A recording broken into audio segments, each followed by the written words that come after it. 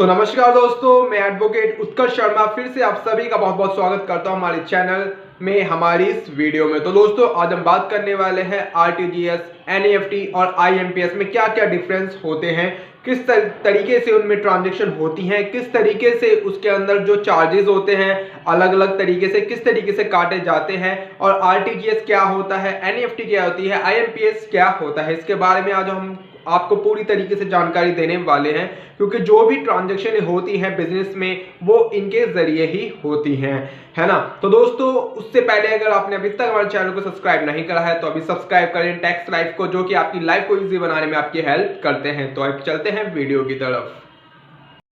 RTGS होता है real time gross settlement, और हमारा नेफ्ट होता है नेशनल इलेक्ट्रॉनिक फंड ट्रांसफ़र, इसकी फुल फॉर्म होती है। और आईएमपीएस की होती है हमारे इमीडिएट मोबाइल पेमेंट सर्विस। तो मोबाइल क्यों आया है ये मैं आपको आगे बताऊंगा कि इसके अंदर मोबाइल पेमेंट सर्विस क्यों आया है। तो आप चलते हैं दूसरी चीज़ की तरफ, जिसके अंदर मैं आपको बताता हूं कि आरटीजीएस क्या होता है। तो दोस्तों आरटीजीएस क्या होता है? आरटीजीएस भी बैंकिंग प्रणाली में पैसे भेजने की एक सुविधा है। इस प्रकार का ट्रांसफ़र मुख्य रूप से बड़े संस्थान और कंपनियां करती हैं। आरटीजीएस का सीधा लेखा जोखा reserve bank of India RBI के पास होता है। तो आरटीजीएस से दोस्तों पैसा भी तुरंत भेजा जा सकता है। तो कुछ लोग ऐसे होते हैं जो सोचते हैं कि अगर भाई इधर से उधर पैसा कर दो तो कैसे पता लगेगा गवर्नमेंट को। तो देख लीजिए दोस्तों, इस तरीके से गवर्नमेंट को आसानी से पता लग जाता है कि आप कितना पैसा किस अकाउंट में भेज रहे हैं। तो दोस्तों सतर्क रहें, ये ना सोचे कि बैंक को कुछ पता नहीं। तो अब आते हैं नेफ्ट की तरफ कि नेफ्ट क्या होता है। तो एनईएफटी एक ऐसी प्रकार का भुगतान होता है जिसकी प्रक्रिया पूरे दिन चलती रहती है दोस्तों। इसमें हालांकि पैसा भेजने में कुछ समय लगता है। उदाहरण के तौर पर एक सामान्य बैंक में से एनईएफटी से पैसा भेजने पर लगभग 1 घंटे का समय लगता है। इस प्रक्रिया में पैसा भेजने के लिए भेजने वाले और जिसे भेजा जा रहा है दोनों व्यक्तियों को एनईएफटी से लिंक होना पड़ता है। तो दोस्तों ऐसा ही हमारा आरटीजीएस का भी होता है। अगर आप आरटीजीएस भी करना चाहते हैं तो दोनों ही पार्टियों को आरटीजीएस से लिंक होना पड़ेगा, तभी आप एक दूसरे को आरटीजीएस से पैसा ट्रांसफ़र कर पाएंगे, अन्यथा बिल्कुल आरटीजीएस का भी यूज़ नहीं कर पाएंगे। और अब मैं आपको बताता हूँ आईएमपीएस क्या होता है। तो आईएमपीएस सबसे सुविधाजनक पैसा भेजने का माध्यम माना जाता है।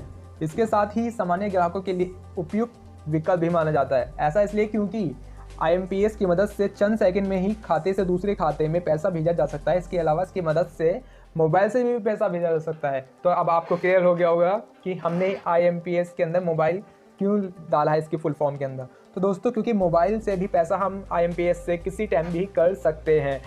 बाकी आरटीजीएस और आईएमपीएस के लिए हमें बैंक जाने की ज़रूरत पड़ेगी।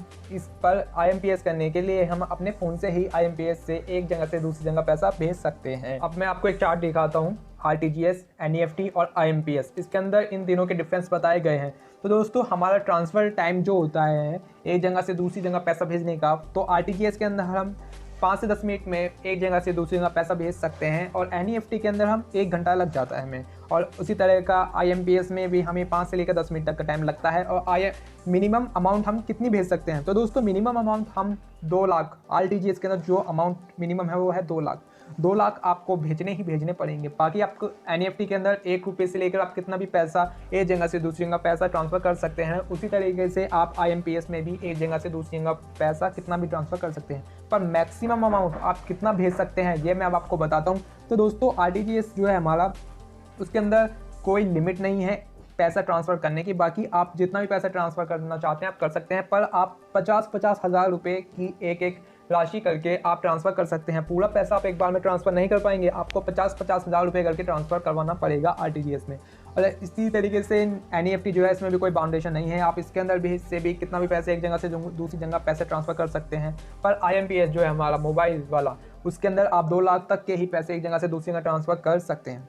और बाकी हमारा फ़ंड ट्रांसफ़र टाइम क्या होता है, अब इन तीनों में फ़ंड ट्रांसफ़र टाइम एक जैसा तो नहीं होता होगा। तो हमारा आरटीजीएस में वही वर्किंग आवर्स जो बैंक के होते हैं वही हैं, 10 से लेकर 6 बजे तक का हमारा यही टाइम होता है हमारा एनईएफटी का। पर अगर हम आईएमपीएस से पैसे ट्रांसफ़र करना चाहते हैं तो दोस्तों ऐसा कि मैं आपको बताया कि वो तो मोबाइल से भी हम कर सकते हैं। तो मोबाइल तो हमारे हाथ में 24 घंटे ही रहता है, तो हम किसी टाइम भी एक जगह से दूसरी जगह पैसा ट्रांसफ़र कर सकते हैं, तो इसमें कोई बाउंडेशन नहीं है। अब मैं आपको बताता हूँ चार्जेस क्या क्या लगते हैं हमारे ऊपर। तो अगर आप RTGS में 2 लाख से लेकर 5 लाख तक का पैसा भेजते हैं तो आपको 25 रुपये चार्ज देना पड़ता है, और अगर आप इससे ज़्यादा पैसा ट्रांसफ़र करते हैं 4 लाख से ज़्यादा तो आपको 50 रुपये ट्रांसफ़र चार्ज देना पड़ता है, और अकॉर्डिंग टू कुछ GST भी लगता है उसके ऊपर।